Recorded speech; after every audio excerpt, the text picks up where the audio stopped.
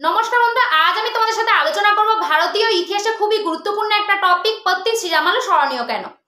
পত্তি শ্রীরামালু এই প্রশ্নটা মাধ্যমিকের ইতিহাসের জন্য ভীষণই ইম্পর্টেন্ট। এটা পরীক্ষায় 2 মার্কস বা 4 মার্কস হিসেবে অনায়াসে এসে থাকে, সেহেতু এই টপিকটা তোমরা খুব ভালোভাবে রেডি করে নেবে।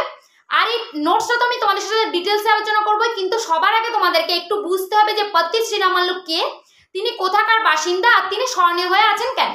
এই তিনটে বিষয় যদি তোমরা একটু বুঝে যাও তাহলে তোমরা অনায়াসে পরীক্ষার খাতায় লিখে ফেলতে পারবে, কোনো রকম মুখস্থ করার প্রয়োজন হবে না। তাহলে সবার আগে আমাদেরকে জানতে হবে যে পত্তি শ্রীরামালু কোথাকার বাসিন্দা। পত্তি শ্রীরামালু মূলত অন্ধ্রপ্রদেশ রাজ্যের বাসিন্দা। এবার তোমাদেরকে খুব ভালোভাবে বুঝতে হবে যে পত্তি শ্রীরামালু কে এবং তিনি স্মরণীয় হয়ে আছেন কেন। তোমরা খুব ভালোভাবে মনে রাখবে, 1947 সালে যখন ভারত স্বাধীন হয়, বিভিন্ন রাজ্যগুলি ভাষার ভিত্তিতে আলাদা হতে চেয়েছিল, এবং যখন এই ভাষার ভিত্তিতে রাজ্য গঠনের দাবির বিরোধিতা হচ্ছিল, সেই সময় অন্ধ্র অঞ্চলে ভাষাভিত্তিক প্রদেশ গঠনের দাবিতে, খুব ভালোভাবে মনে রাখবে, অন্ধ্র অঞ্চলে ভাষাভিত্তিক প্রদেশ গঠনের দাবিতে পত্তি শ্রীরামালু আমরণ অনশন করেছিলেন। তাই তিনি মূলত ইতিহাসে স্মরণীয় হয়ে আছেন। তাহলে আমি আশা করছি তোমরা খুব ভালোভাবে পত্তি শ্রীরামালু স্মরণীয় কেন এই বিষয়টা বুঝে গেছো। এবার চলো মূল টপিকটা আলোচনা করা যাক। মূল টপিকটা আলোচনা করার আগে আমি রুম্পা, তোমাদের সবার প্রিয় এডুকেশন চ্যানেল ডিয়ার মনোযোগে তোমাদেরকে স্বাগত জানাই। তাহলে চলো মূল টপিকটা আলোচনা করা যাক।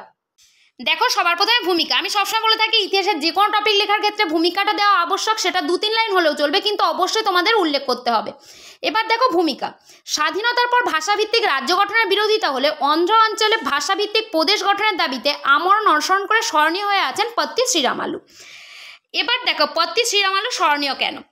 পত্তি শ্রীরামালু যেসব কারণে আজও অন্ধ্রবাসীর মনে স্মরণীয় হয়ে আছেন সেগুলি হলো নিম্নরূপ। দেখো, প্রত্যেকটা পয়েন্ট পয়েন্ট করে লেখা, এইভাবে পয়েন্ট পয়েন্ট করে লিখতে হবে যদি তোমরা ইতিহাসে ভালো মার্কস পেতে চাও।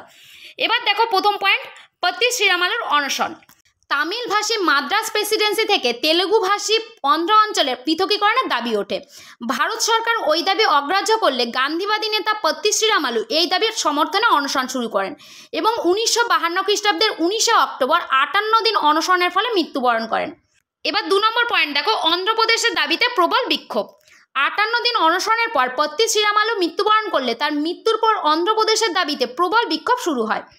এবার 3 নম্বর পয়েন্ট দেখো, ভারত সরকারের সিদ্ধান্ত। ভাষাভিত্তিক রাজ্য গঠনের দাবিতে জনতা প্রবল বিক্ষোভে ফেটে পড়লে ভারত সরকার 18 ডিসেম্বর অন্ধ্রপ্রদেশ নামে রাজ্য গঠনের সিদ্ধান্ত গ্রহণ করে, এবং 1953 খ্রিস্টাব্দে 1 অক্টোবর অন্ধ্রপ্রদেশ রাজ্য গঠিত হয়। এবার নেক্সট পয়েন্ট দেখো, পত্তি শ্রীরামালুর আন্দোলনের ফলাফল। আমি সবসময় বলে থাকি যে কোনো আন্দোলন সংগঠিত হওয়ার পিছনে তার যেমন একটা কারণ রয়েছে, আর তার অবশ্যই একটা ফলাফলও থাকে, সেহেতু ফলাফলটাও তোমাদেরকে অবশ্যই উল্লেখ করতে হবে। খুব বেশি না হলেও 2-3টে পয়েন্ট তোমরা অবশ্যই উল্লেখ করে দেবে। দেখো, প্রথম, পত্তি শ্রীরামালুর মৃত্যুর পর ভারতের কেন্দ্রীয় সরকার পৃথক অন্ধ্রপ্রদেশ গঠনের সিদ্ধান্ত নেয়। 2 নম্বর পয়েন্ট দেখো, এই ঘটনার পরিপ্রেক্ষিতে ভারতের কেন্দ্রীয় সরকার সৈয়দ ফজল আলী, হৃদয়নাথ কুঞ্জরু, KM পানিক্করকে নিয়ে রাজ্য পুনর্গঠন কমিশন গঠন করে। তাহলে তোমাদেরকে খুব ভালোভাবে মনে রাখতে হবে, রাজ্য পুনর্গঠন কমিশন কাদের নেতৃত্বে গড়ে ওঠে? সৈয়দ ফজল আলী, হৃদয়নাথ কুঞ্জরু এবং KM পানিক্করের নেতৃত্বে। এবার 3 নম্বর পয়েন্ট দেখো, এই ঘটনার পরে মহারাষ্ট্র, গুজরাট এবং পাঞ্জাব, হরিয়ানা ও হিমাচল প্রদেশ গঠনের ক্ষেত্রেও প্রভাব ফেলে। এবার নেক্সট পয়েন্ট দেখো, মূল্যায়ন।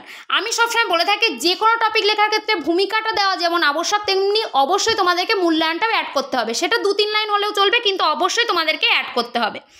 দেখো, ভাষাভিত্তিক রাজ্য গঠনের দাবিতে পত্তি শ্রীরামালুকে অমরজীবী উপাধি দেওয়া হয়। তাহলে খুব ভালোভাবে মনে রাখবে, পত্তি শ্রীরামালু অমরজীবী উপাধি পেয়েছিলেন। ভাষাভিত্তিক স্বতন্ত্র অন্ধ্রপ্রদেশ রাজ্য গঠনে তার এই প্রয়াস অনস্বীকার্য। দেখো, এতক্ষণ পর্যন্ত আমি তোমাদের সাথে আলোচনা করছিলাম মাধ্যমিক ইতিহাসের খুবই গুরুত্বপূর্ণ একটা টপিক, পত্তি শ্রীরামালু স্মরণীয় কেন, এই প্রশ্নটা নিয়ে।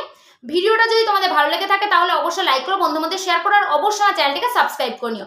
আর বিভিন্ন তথ্য যদি তোমরা ডিটেলসে জানতে চাও তাহলে অবশ্যই আমাদের ওয়েবসাইট diarmonjog.com ভিজিট করে নিও। তাহলে ভিডিওটা এই পর্যন্তই, দেখা হচ্ছে অন্য কোনো ভিডিওতে।